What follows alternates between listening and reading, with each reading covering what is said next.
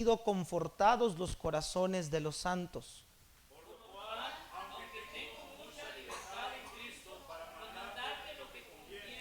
Más bien te ruego, por amor, siendo como soy, Pablo ya anciano, y ahora además prisionero de Jesucristo,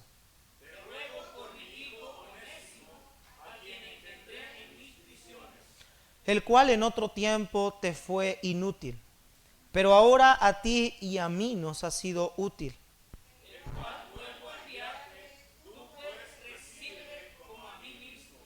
Yo quisiera retenerle conmigo, para que en lugar tuyo me sirviese en mis prisiones por el Evangelio.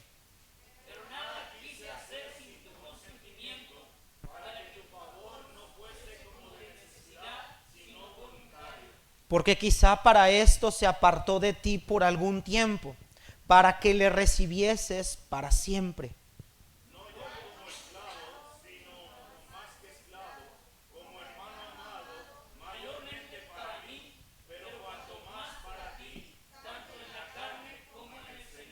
Así que si me tienes por compañero, recíbele como a mí mismo.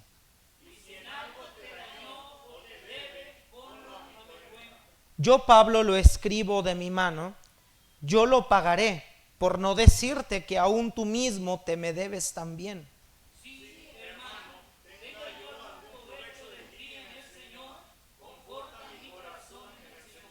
Te he escrito, confiando en tu obediencia, sabiendo que harás aún más de lo que te digo.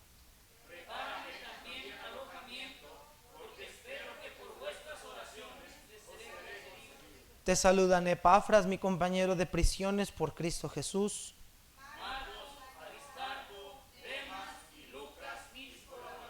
La gracia, todos, la gracia de nuestro Señor Jesucristo sea con vuestro espíritu. Amén. Padre, gracias te damos, Señor, por este precioso libro. Te doy gracias porque me das la oportunidad de predicar este libro por primera vez en todo el tiempo que he estado detrás de un púlpito. Señor, gracias porque este libro tiene maravillosas enseñanzas.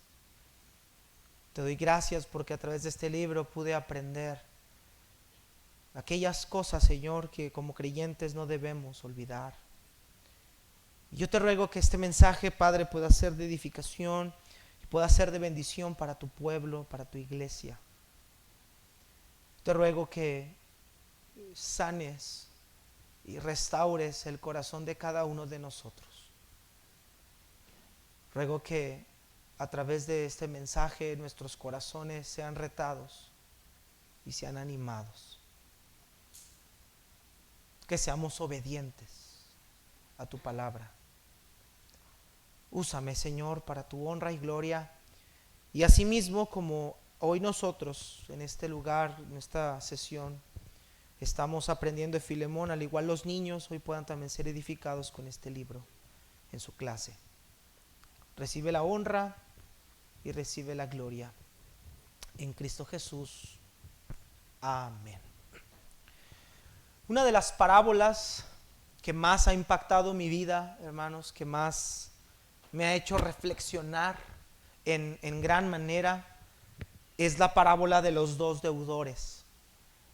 En esa parábola Jesús le contesta una pregunta que el apóstol Pedro le había hecho. Señor, ¿cuántas veces tengo que perdonar a mi hermano que peque contra mí? ¿Hasta 7 veces?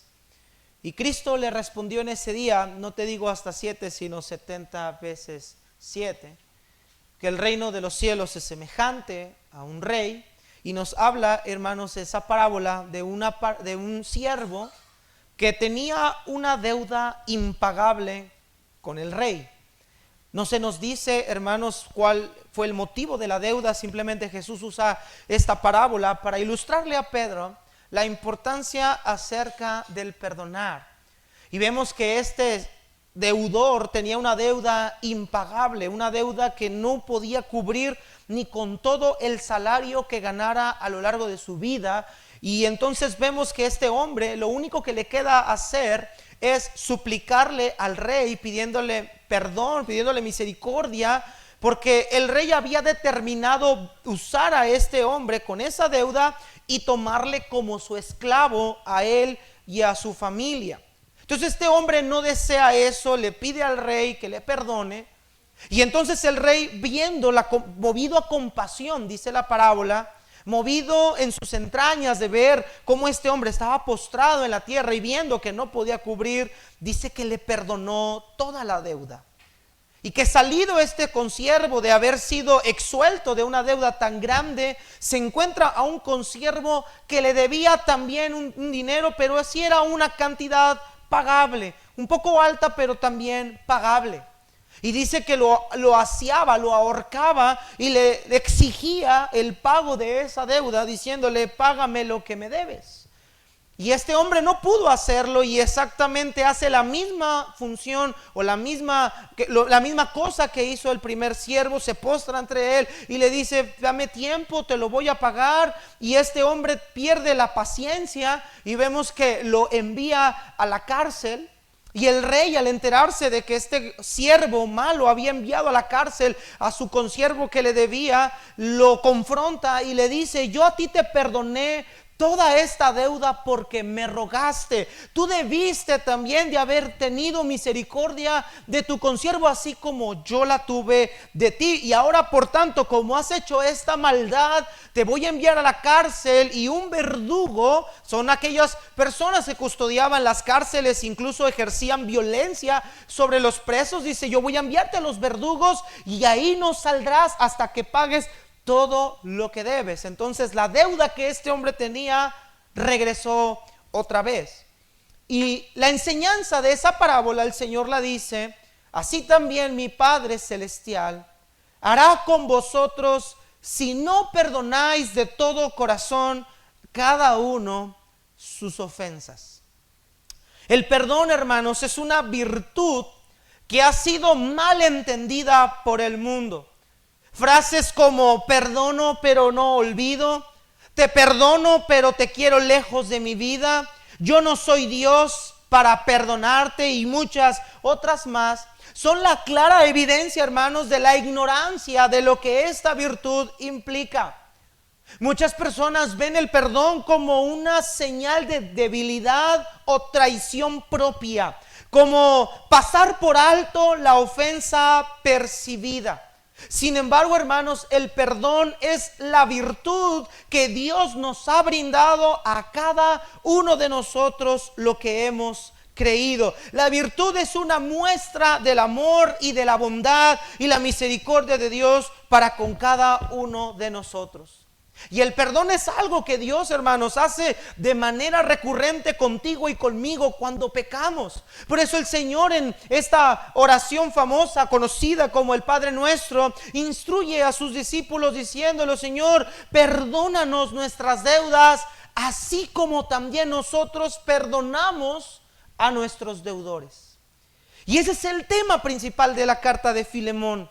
Esta carta va dirigida a este hombre, quien era un creyente que vivía o residía en Colosas y que era miembro de esta iglesia en esta ciudad.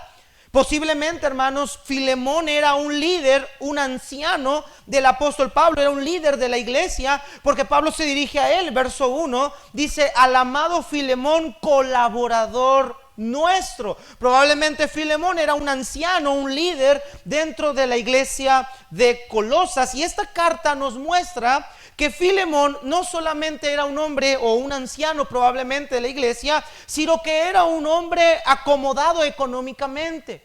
Todos los personas que tenían un siervo o un esclavo bajo su tutela eran hombres adinerados. Y ahora que la iglesia de Colosas también se encontraba en la casa de este hermano. Versículo 2, Pablo saluda a quien probablemente es su esposa y su hijo. Verso 2 dice: y a la amada hermana Apia y Arquipo, nuestro compañero de milicia, y a la iglesia que está en tu casa. Entonces vemos que aquí hay un hombre, un posible anciano, un hombre acomodado económicamente, y que la iglesia o el lugar donde se reúnen está en su propia casa. Y esta es una de las cartas que van dirigidas a una persona en específico. Vemos que otras cartas van dirigidas a una iglesia en general, a multitudes de personas, pero aquí Pablo le escribe a Filemón de manera personal. Esta es una de esas cartas, otra le escribe a Timoteo y otra se le escribe a Tito, pero en este caso Filemón, hermanos, el motivo de esta carta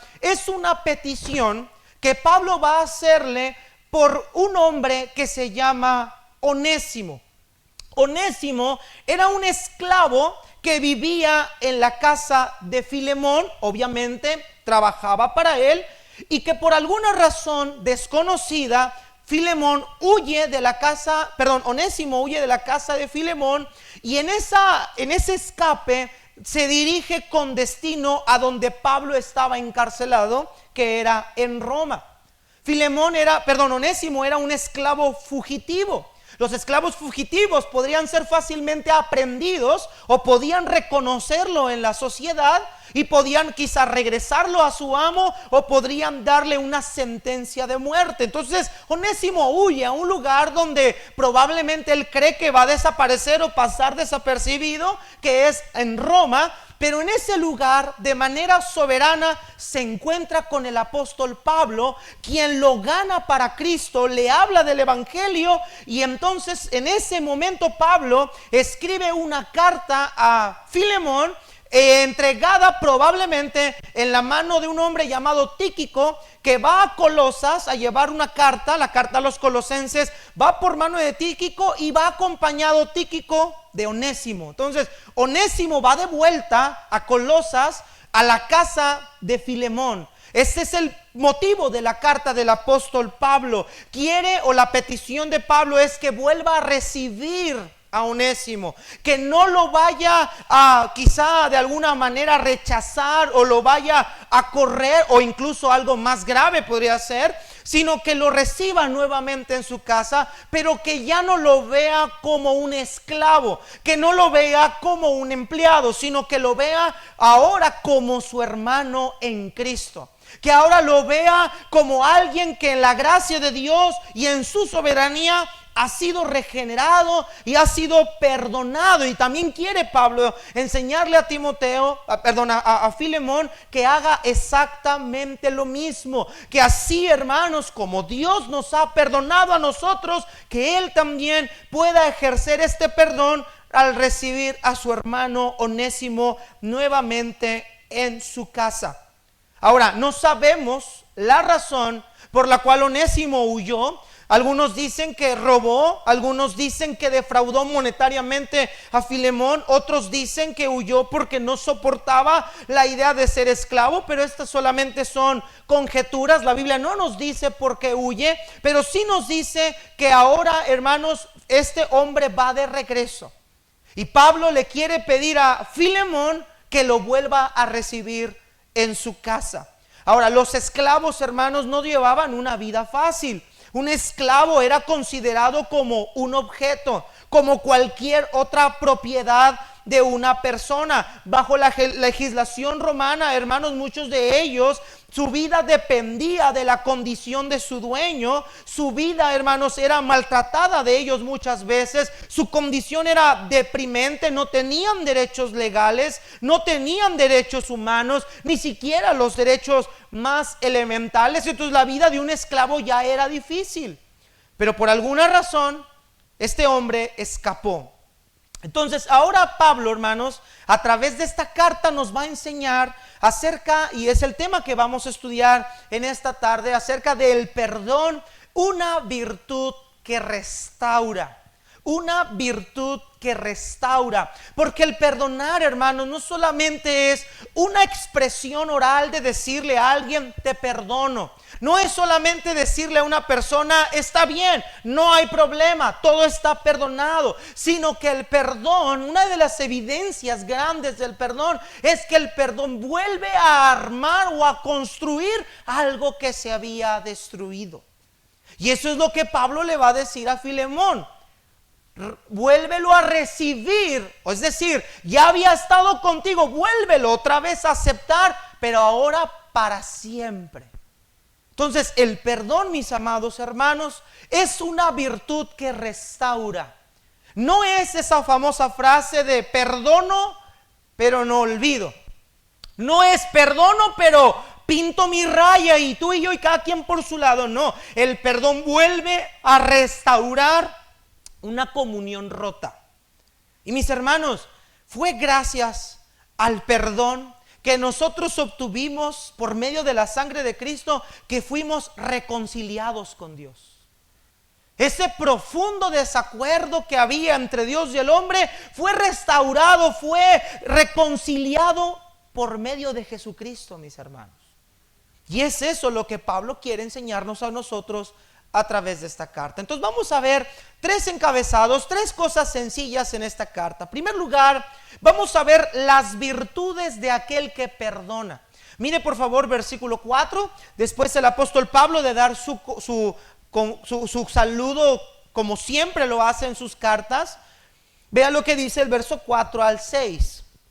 Doy gracias a mi Dios, haciendo siempre memoria de ti en mis oraciones, porque oigo del amor y de la fe que tienes hacia el Señor Jesús y para con todos los santos, para que la participación de tu fe sea eficaz en el conocimiento de todo el bien que está en vosotros por Cristo Jesús. Pues tenemos gran gozo y consolación en tu amor, porque por ti, oh hermano, han sido confortados los corazones de los santos. Pablo comienza su carta mencionándole a Filemón que su constante oración que hace por él.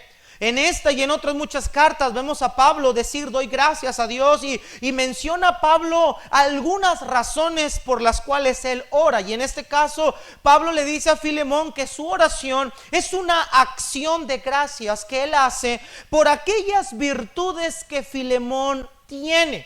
Algunos mencionan que Pablo y Filemón se conocieron y la carta sí nos lo hace ver y lo vamos a ver más adelante, porque Pablo le dice a Filemón, tú te me debes también. Quiere decir que probablemente el apóstol Pablo había ganado para Cristo a Filemón. Y la vida de Filemón era una vida que como todo cristiano de manera natural, era una vida que reflejaba las virtudes de lo que es el cristianismo. Pablo dice, yo doy gracias a Dios por ti porque he escuchado, he oído, hay testigos, todos te conocen de lo que tú eres en la iglesia y de tu manera de conducirte en la iglesia. Y Pablo va a mostrarnos, hermanos, cuáles son las virtudes que debemos de tener nosotros como cristianos, aprender estas virtudes de Onésimo, de una persona que verdaderamente perdona. Mire la primera virtud, versículo 4, dice, doy gracias a mi Dios, haciendo siempre memoria de ti en mis oraciones, porque oigo, ¿de qué, hermanos? Del amor, oigo del amor y de la fe que tienes hacia el Señor Jesús y para con todos los santos. Pablo le dice a Filemón, yo he escuchado que tú eres un hombre que tienes amor. No solo tu amor es mostrado hacia el Señor Jesucristo, no solo tu amor es una declaración a Cristo, sino que tu amor también es para con todos los santos. Y ese, hermanos, es uno de los distintivos del cristiano. El amor, hermanos, es una virtud que solamente pueden poseer aquellos que han nacido de nuevo. El apóstol Juan dice, amados, amémonos unos a otros porque el amor es de Dios. Todo aquel que ama es nacido de Dios y conoce a Dios, y el que no ama no ha conocido a Dios, porque Dios es amor. La verdad, la Biblia nos muestra, hermanos, que si nosotros decimos que amamos a Dios, ese amor debe ser reflejado también hacia nuestros hermanos. Ese amor debe ser evidente también para ellos. No podemos decir que amamos a Dios si aborrecemos a nuestro hermano. Y dice Pablo, yo he escuchado de ti, Filemón, y doy gracias a Dios porque he oído, porque yo sé que tú tienes un gran amor al Señor, y ese amor al Señor se nota para con su iglesia. No podemos decir que amamos a Dios y no amar a su esposa, hermanos. No podemos decir que amamos a Dios y no amar a aquellos por quien también Cristo murió. Debe haber una congruencia en ello. Y Pablo sabe que Filemón es un hombre que ama al Señor y también a la iglesia, ama a cada uno de los creyentes que en Colosas había. Y mis hermanos, el amor es un distintivo que todos nosotros debemos de tener. Y en este caso, en este tema, hermanos, en particular, el amor, hermanos, debe demostrar un perdón para cada persona que nos ha lastimado. El problema es que nosotros nos centramos en lo que nos hicieron, nos centramos en la falta, nos centramos en lo que nos causó en el interior, nos centramos en las cosas que sucedieron y nos trajeron tristeza. Pero, hermanos, el perdonar es una expresión de amor. La Biblia dice que el amor cubre multitud de pecados. El amor, hermanos, va por encima de la ofensa. No ve la ofensa, sino entiende que la persona que lo ha ofendido es una persona igual de vulnerable, igual de débil que lo es él. Santiago en su carta dice que todos nosotros ofendemos muchas veces. Y que cualquiera que no ofenda de palabra, entonces ese podríamos considerar lo que es un varón perfecto. Mis hermanos, ¿cuántos de nosotros no hemos ofendido muchas veces? Es fácil centrarnos en lo que nos han hecho. Es fácil centrarnos en lo que otros hicieron y nos dañó y nos lastimó. Pero qué difícil es ver cuando nosotros hemos ofendido a otros, y que de la misma manera que otros a mí me han perdonado, y de la misma manera que Dios a mí me ha perdonado, yo también debo hacerlo con aquellos que me han ofendido. Todos ofendemos muchas veces. Ahora, Cristo en su Sermón del Monte dice que todos nosotros debemos mostrar amor no solamente hacia aquellos que nos tratan bien, sino aquellos también que en alguna manera nos han tratado mal. Mateo 5:44 dice: pero yo os digo, amad a vuestros enemigos, bendecid a los que os maldicen, haced bien a los que los aborrecen, y oren por los que los ultrajan y los persiguen. Qué interesante, dice: ama a tu enemigo. Ama a aquel que está enemistado contigo. Si alguien te maldice, ámalo. Si alguien te ultraja, ámalo. Si alguien te lastima, ámalo. Qué interesante. Ámalo.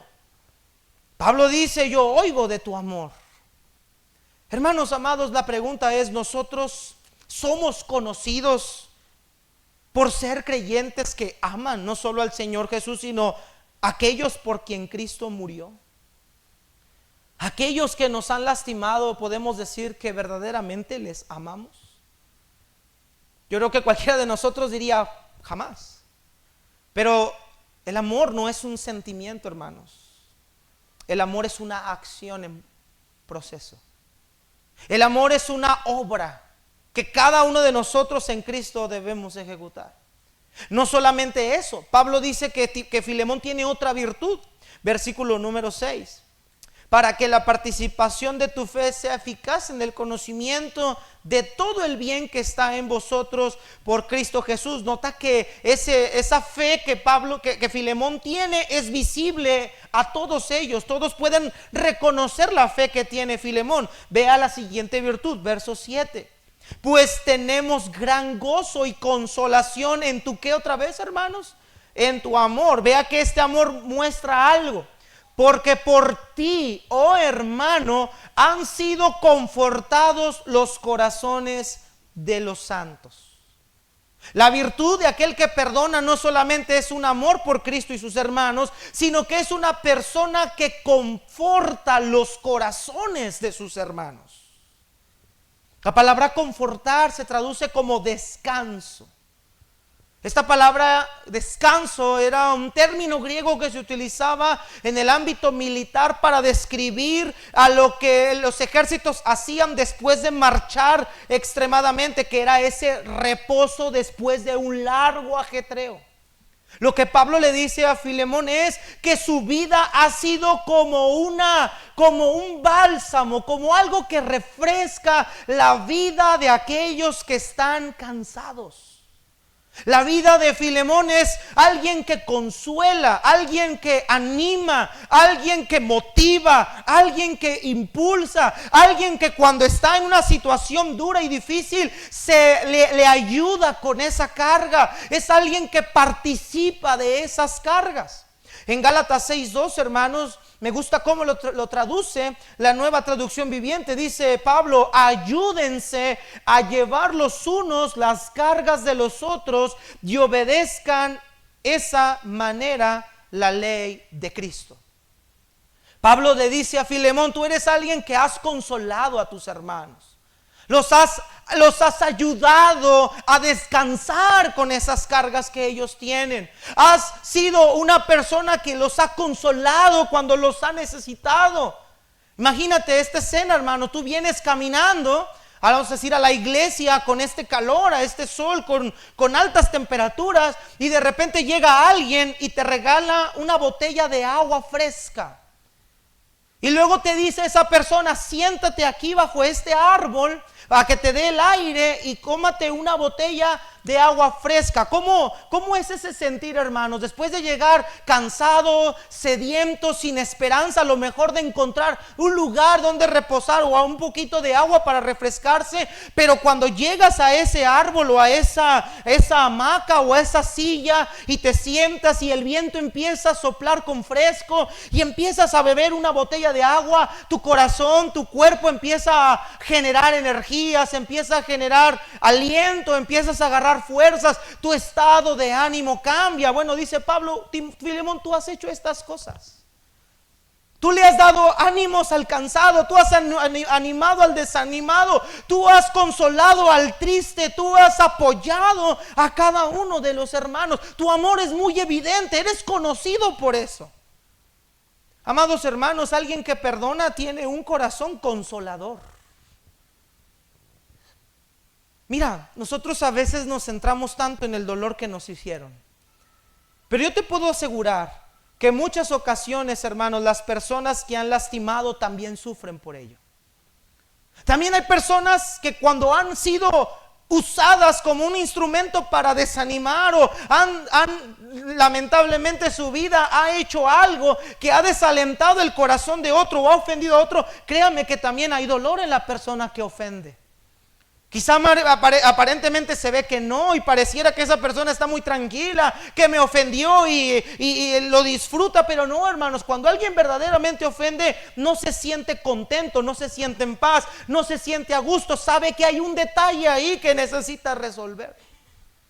Yo no sé si alguna vez usted ha sentido eso, pero cuando yo me he dado cuenta que he ofendido, he lastimado a alguien, ya sea por una aspereza de palabras o ya sea por alguna actitud que no está bien, y veo a esa persona la tristeza que causa esa acción, claro que uno se siente mal. Y más cuando alguien tiene el Espíritu Santo nos habla y nos redarguye y nos menciona y nos muestra lo que hemos hecho y nos corrige y nos lleva a tener que ir a buscar la reconciliación con esa persona, buscando reparar el daño que se hizo. Pablo le dice a Filemón: tú eres alguien que has consolado, has ayudado a otros. Y por esa razón, Pablo va a hacer, en segundo lugar, le va a dar una petición a esta persona, una petición a aquel que perdona. Vea lo que dice versículo 8. Por lo cual, al mencionarle o al describirle a Filemón las virtudes que él tiene, aunque tengo mucha libertad en Cristo para mandarte lo que conviene, más bien te ruego por amor. Vea cómo hace uso de lo que Filemón ya es. Un hombre amoroso le dice: mira, yo pudiera decirte como autoridad que soy. Yo pudiera demandártelo como tu líder, como alguien que tiene autoridad, alguien que es un anciano en la iglesia, pero yo no te lo voy a demandar de esa manera. Aunque tengo esa libertad, no lo voy a hacer. Más bien quiero apelar al amor que hay en ti. Quiero apelar a tu cristianismo, quiero apelar al Espíritu Santo que en ti habita. Te ruego por amor, siendo como soy Pablo, anciano y prisionero. Verso 10, aquí está la petición. Te ruego por mi hijo Onésimo, a quien engendré en mis prisiones, el cual en otro tiempo te fue inútil, pero ahora a ti y a mí nos es útil. el cual vuelvo a enviarte. Tú pues recíbele como a mí mismo. Yo quisiera retenerle conmigo, para que en lugar tuyo me sirvieran mis prisiones por el evangelio, pero no quise hacer nada sin tu consentimiento, para que tu favor no fuera como de necesidad, sino voluntario. El apóstol Pablo le dice a Filemón: mira, por amor y en ese amor que he oído que tú tienes, yo te pido, te ruego, te encarezco, te suplico por mi hijo Onésimo. Y note el corazón paternal de Pablo, hermanos. Para Pablo, Onésimo no era una persona más allá, no era una persona X, no. Pablo entiende que ahora lo ha ganado para Cristo y que ahora es su hermano en Cristo y lo ve como alguien especial. Y Pablo le dice a Filemón: mira, yo a este muchacho, a este siervo que tú tenías, yo lo engendré en mis prisiones. Es decir, yo lo gané para Cristo mientras yo estaba en prisión. Y en otro tiempo Él te fue inútil. En otro tiempo Él no hizo virtud de lo que significa su nombre. Pero ahora en este tiempo a ti y a mí nos es útil. Hermanos, nos permite ver cómo la vida de una persona cambia cuando es salvo. Nos permite ver, hermanos, cómo una persona, su vida es transformada cuando llega al evangelio de Cristo. Y antes éramos inútiles y perdidos y estábamos en completo alejamiento de Dios, pero ahora en la gracia de Dios podemos ser útiles para su honra y gloria. Pablo no ve a un hombre inútil ya, sino ve a un hombre que le puede ayudar, que le puede servir para la expansión del evangelio. Pero Pablo no quiere tomar una libertad que no le corresponde. Pablo sabe que Onésimo sigue siendo esclavo de Filemón.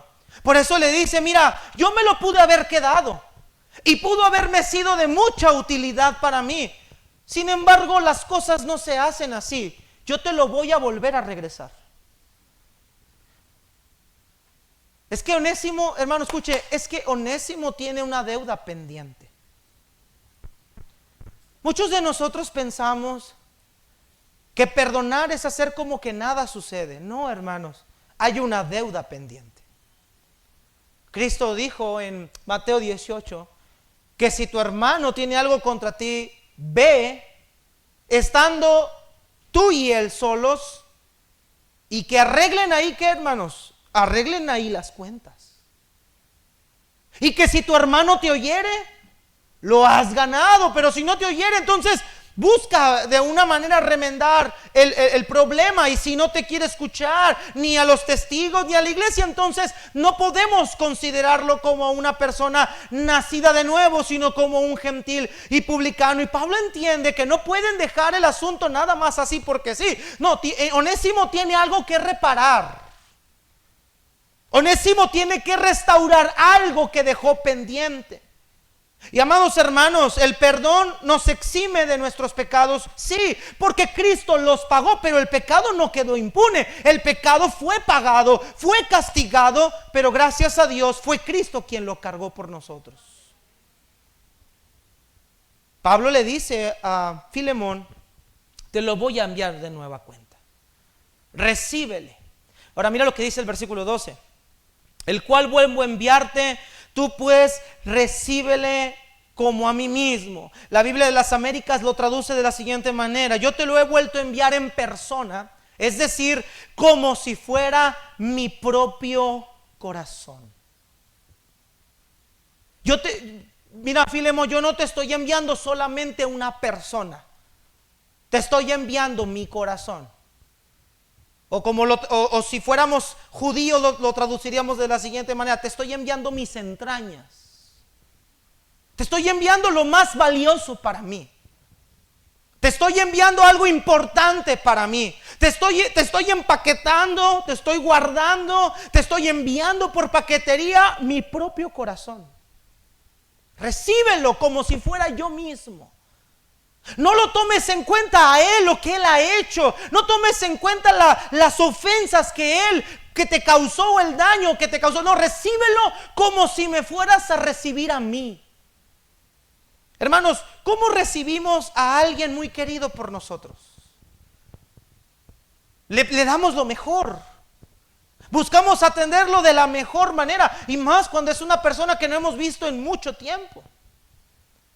Pero Pablo le dice a Filemón, mira, no lo trates como esclavo, trátalo como si fuera yo quien va a llegar a tu casa. Trata y cuida lo más valioso que yo tengo, mi propio corazón te lo estoy enviando.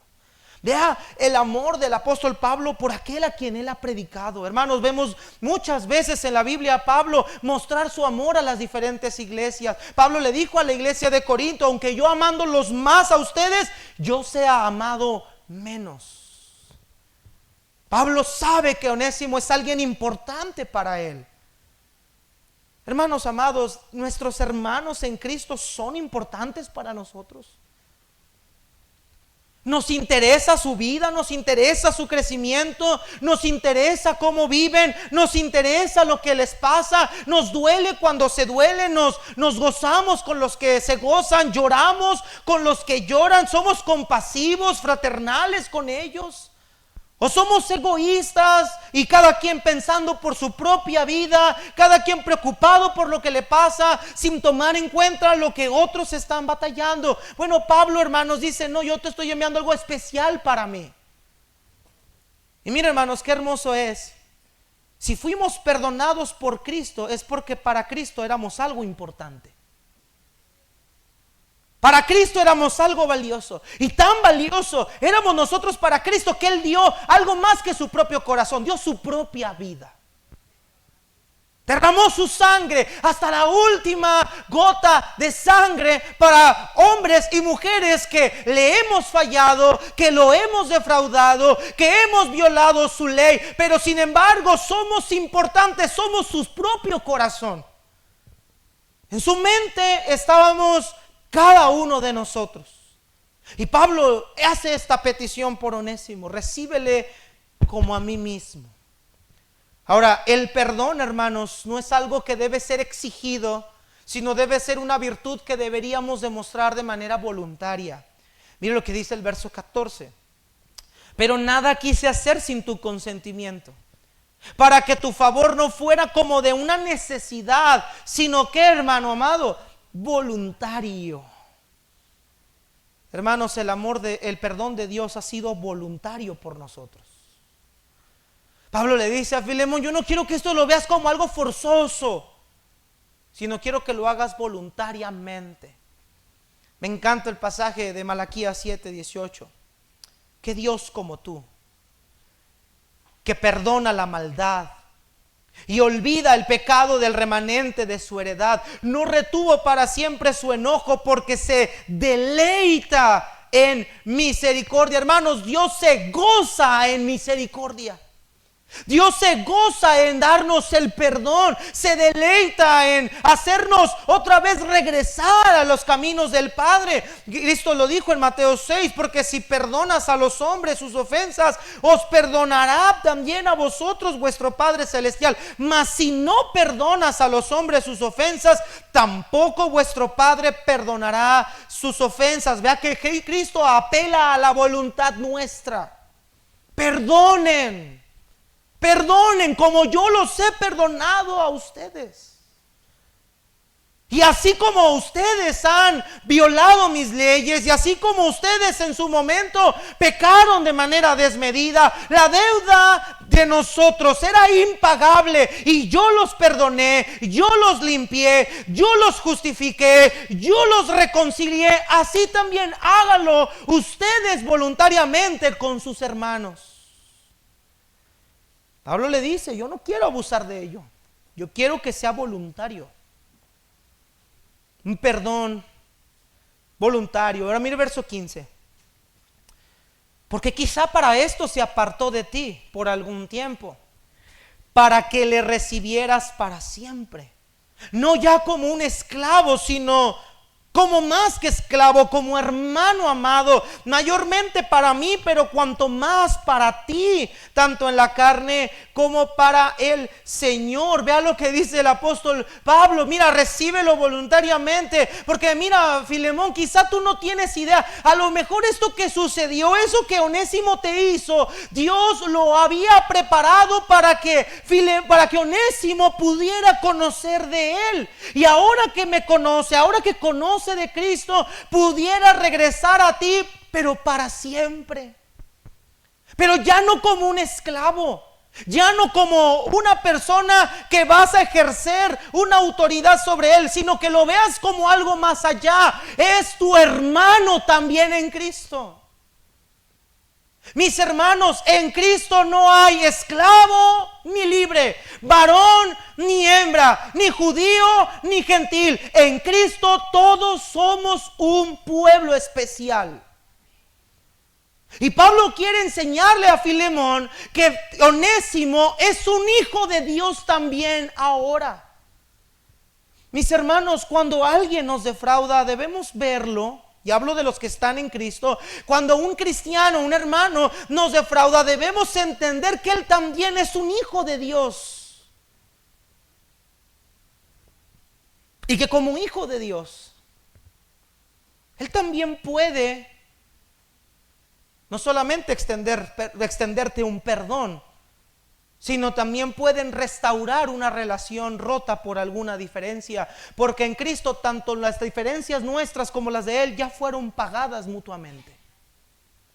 Pablo, escribiéndole a Colosenses, precisamente a la iglesia de Filemón, les dice: vestíos pues como escogidos de Dios, santos y amados, de entrañable misericordia, de benignidad, de humildad. Vea las características de aquellos que están vestidos como escogidos de Dios: de mansedumbre, de paciencia, soportándose unos a otros, perdonándose unos a otros si alguno tuviere queja contra otro. De la manera que Cristo los perdonó, así también háganlo ustedes. Ahora Onésimo es parte de la familia de Dios, hermanos. Y esto rebasa el ámbito laboral. Ahora Onésimo tiene una importancia delante de Dios. Ahora Onésimo tiene un valor. Es su hermano. Somos hijos del mismo Padre. Y Cristo nos enseñó: por tanto, si traes tu ofrenda al altar y ahí te acuerdas que tu hermano tiene algo contra ti, deja ahí tu ofrenda. Pablo le dice a Filemón: mira, tú puedes tener todas las virtudes que tú quieras, pero si hay algo contra tu hermano, tu ofrenda es no grata.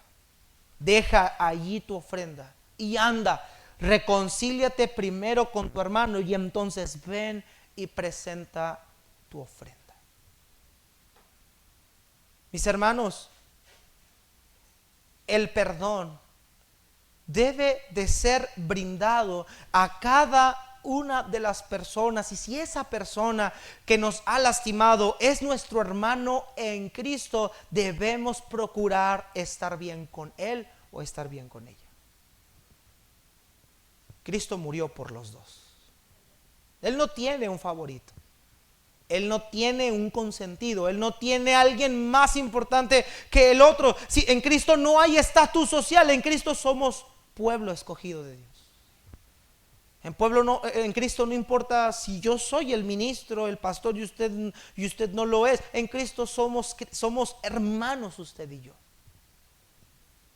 Y lo mismo que valgo yo para Él es lo mismo que usted vale para Él.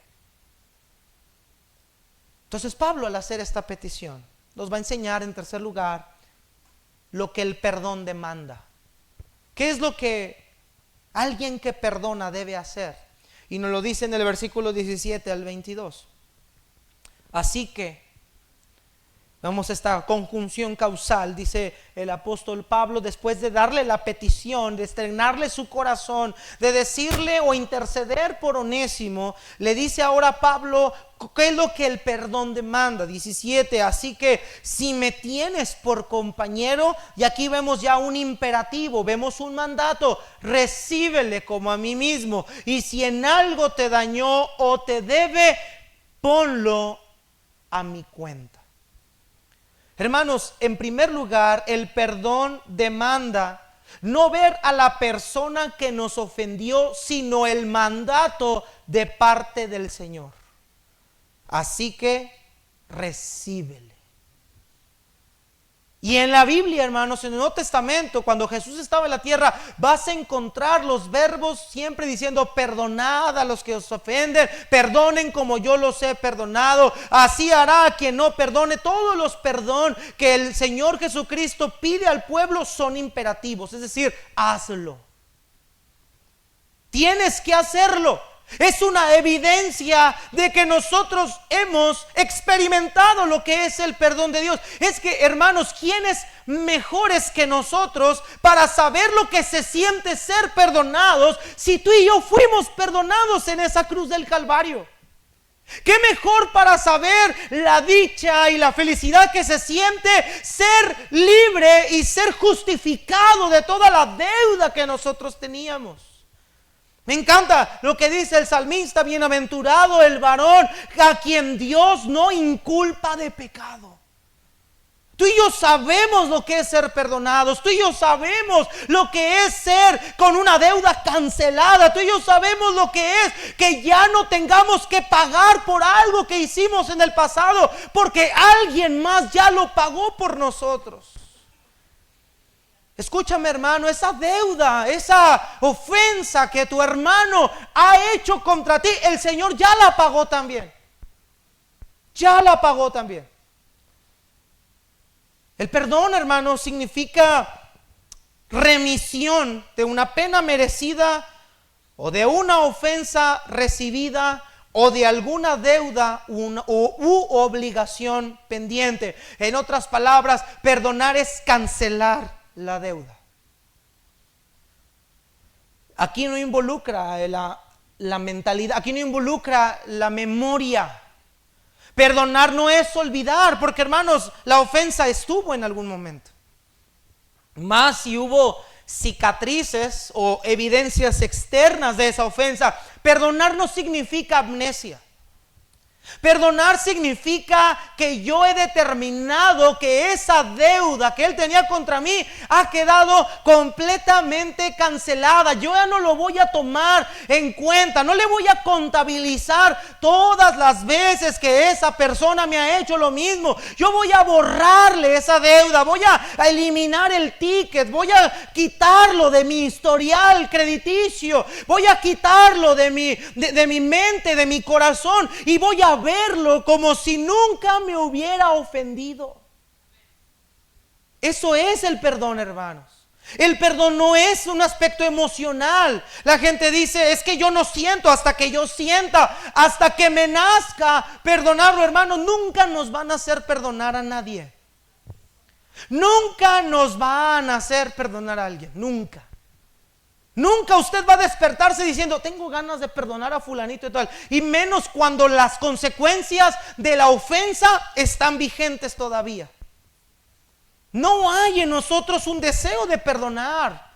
Al contrario, el hombre natural, el hombre sin Dios, quiere vengarse, quiere desquitarse, quiere emplear justicia por su propia mano. Por eso el Señor, por medio de Pablo, nos dice que nosotros no debemos de vengarnos los unos de los otros, sino que dejemos lugar a la ira de Dios, a la justicia de Dios, y que nosotros no paguemos a nadie mal por mal, sino que paguemos un bien por un mal.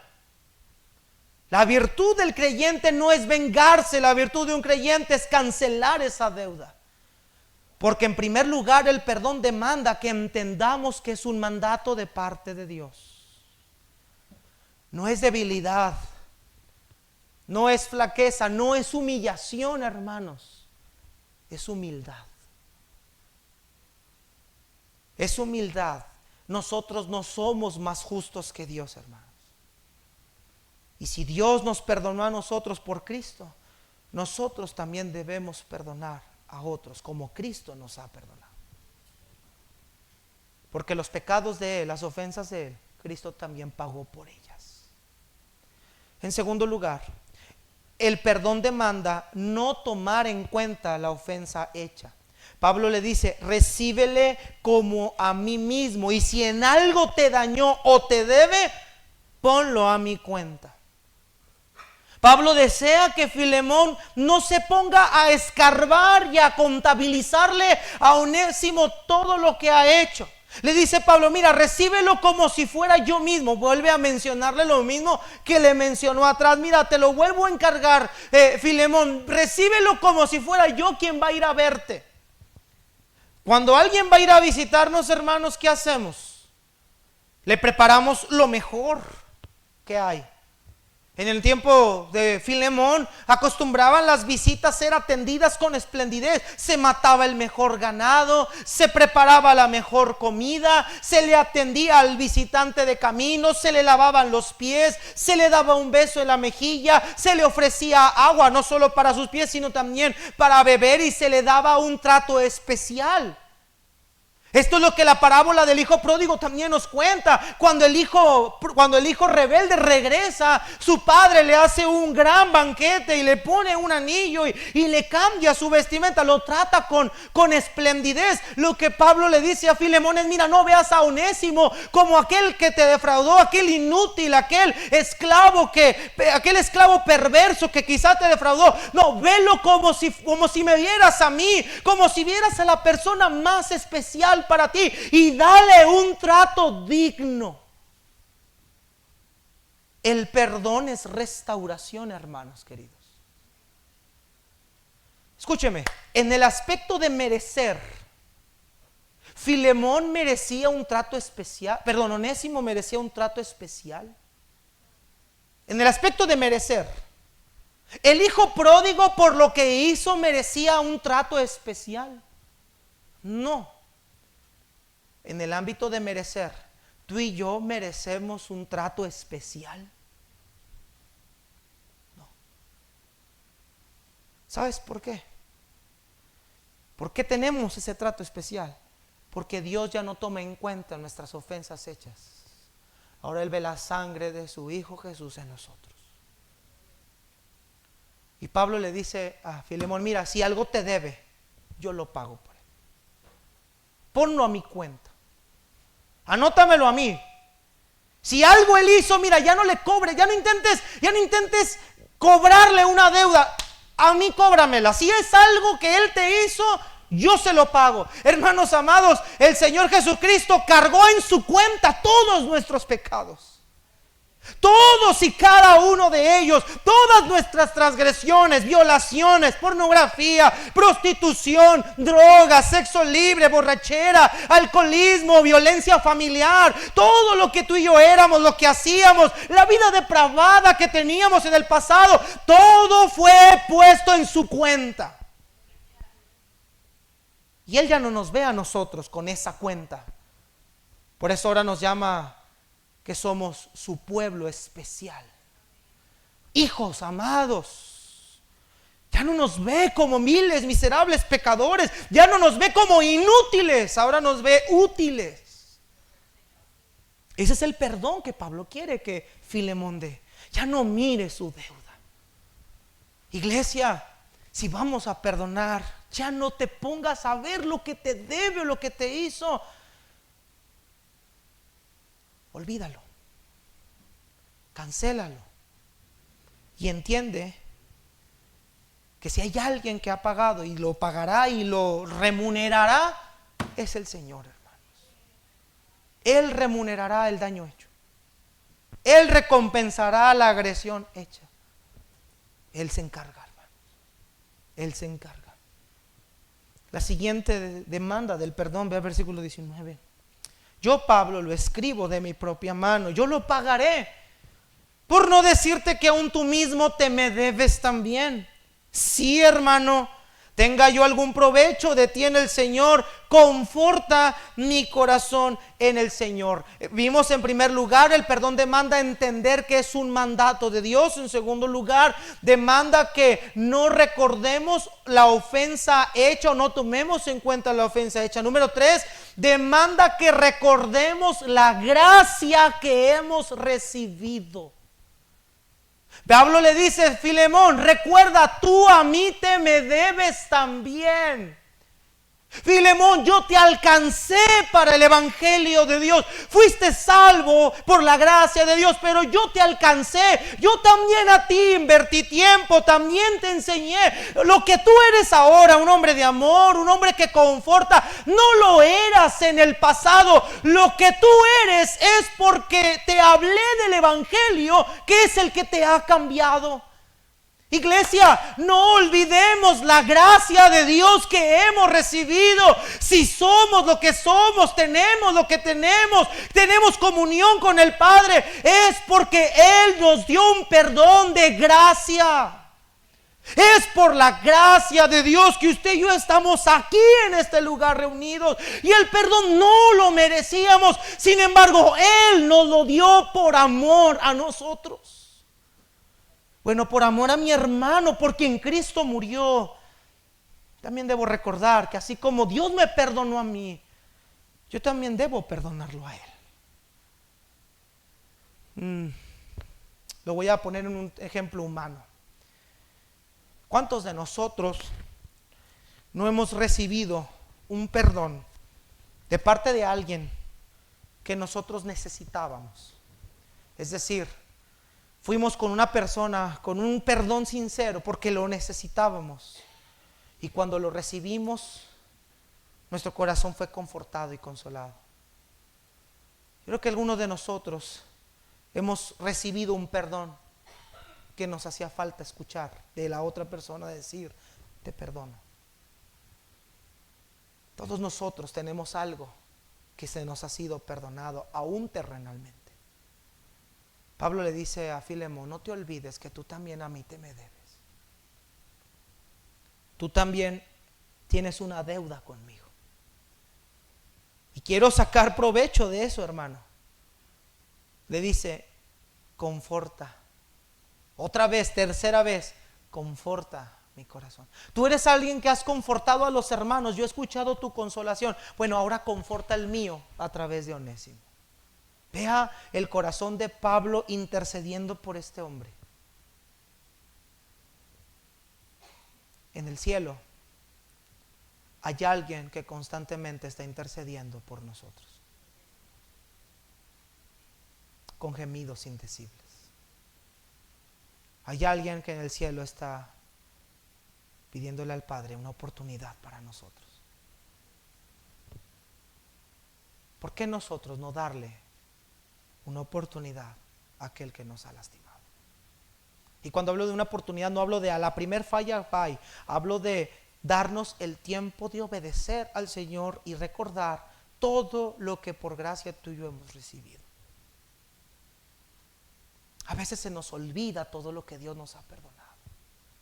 A veces se nos olvida todo lo que alguien ha hecho por nosotros. A veces se nos olvida todo lo que nosotros éramos. Y hoy si estamos aquí, miren, muchos de nosotros, no los conozco, hermanos, no conozco sus vidas a profundidad. Voy a hablar al aire. Pero quizá muchos de nosotros quizás deberíamos de estar en la cárcel en este preciso momento. O algunos ya deberían de haber estado muertos. Sin embargo, su gracia nunca faltó para usted y para mí. ¿Por qué la gracia de Dios va a faltar en nuestras vidas contra alguien que nos ha ofendido? Por una deuda menor a la que Él nos ha perdonado. Y por último, el perdón demanda obediencia. Verso 21. Te he escrito confiando en tu obediencia, sabiendo que harás aún más de lo que te digo. Prepárame también alojamiento, porque espero que por vuestras oraciones voy a ser concedido. Dice Pablo, Filemón, para concluir, yo confío, creo, tengo la certeza de que vas a obedecer. Es más, Filemón, tengo la certeza de que vas a hacer cosas más allá de las que te he escrito. Te vas a lucir, vas a ser espléndido. ¿Por qué Pablo tiene confianza en Filemón? ¿Porque Filemón era una buena persona? No, Pablo tiene confianza en el hombre regenerado que era Filemón. Una persona que verdaderamente ha nacido de nuevo puede perdonar. Porque no va a perdonar emocionalmente, porque no va a perdonar mentalmente, sino porque va a perdonar con una acción de una deuda cancelada, una ofensa saldada, entendiendo que alguien ya pagó por esa ofensa. Y que el juez perfecto no somos nosotros, el juez perfecto es Dios, hermano. A nosotros simplemente se nos demanda obediencia. Obediencia. Señor, no lo merece. Señor, es que no sabes lo que me hizo. Señor, es que no tienes ni la menor idea lo que se siente. Yo creo que si hay alguien que entiende el dolor, la traición y lo que implica la decepción, es Cristo. Y como vimos el miércoles, quien cuando le maldecían no respondía con maldición, cuando le amenazaban no amenazaba, sino que encomendaba la causa al que juzga justamente. Él nos dejó ejemplo para que sigamos sus pisadas. Como vimos el miércoles, Él es ese papel negro que podemos trazar la figura, el dibujo y se calca. Y tú y yo somos un vivo retrato de lo que Cristo es, hermanos. Los que lo azotaron, golpearon, crucificaron, los que lo desnudaron, los que le taparon su rostro para golpearlo, los que arrancaron su barba a tirones, escucharon las bellas palabras de aquel que dijo: Padre, perdónalos, no saben lo que hacen, perdónalos. Si hablamos en el ámbito humano, esos hombres no merecerían un perdón. Sin embargo, hermanos, el perdón es una obra de obediencia a la palabra de Dios. No veas a la persona porque lo merece. No, ve a la persona como un hijo de Dios que ha sido justificado por el Padre y que lo único que a ti y a mí nos queda es cancelar esa deuda. Y mira, el perdonar trae un beneficio muy grande. Va a evitar que nosotros crezca alguna raíz de amargura que nos estorbe y que por ella muchos sean contaminados. Pablo le dice a Filemón: yo confío en ello. Sé que vas a obedecer y vas a hacer más allá. Esto que he oído de ti, Filemón, es una evidencia de que eres un hijo de Dios. Y sé que así como lo has hecho con otros, lo vas a hacer también con Onésimo. Iglesia, hemos perdonado a quien nos ha ofendido. Hemos cancelado las deudas de quien nos ha lastimado. Hay una historia que cuenta un hombre llamado Cumper Gray. Dice que Luis VII era un rey de Francia. Tenía muchos enemigos antes de ascender al trono. Y cuando fue hecho rey, mandó que se formara una lista de sus perseguidores y marcó enfrente de cada nombre una gran cruz negra. Cuando los perseguidores supieron lo que Luis VII estaba haciendo, huyeron de sus enemigos porque creyeron que aquello era una señal de que deseaba castigarlos o darles sentencia de muerte. Pero cuando el rey escuchó los temores que ellos tenían por las marcas, la cruz que les marcaba, mandó que los llamaran asegurándoles el perdón. Y dijo que había puesto una cruz junto a cada nombre para acordarse de la cruz de Cristo y esforzarse a seguir su ejemplo. Lo que tú y yo debemos hacer con las personas que nos han lastimado, utilizando esta ilustración, marquemos con una cruz, recordando que así como esa persona me ofendió, yo lo ofendí a él. Pero también así como él me perdonó, yo también lo voy a perdonar a él. Hermanos, el perdón solo lo pueden ejecutar las personas que han nacido de nuevo. Mi pregunta es: ¿usted ha nacido de nuevo? Porque el perdón restaura.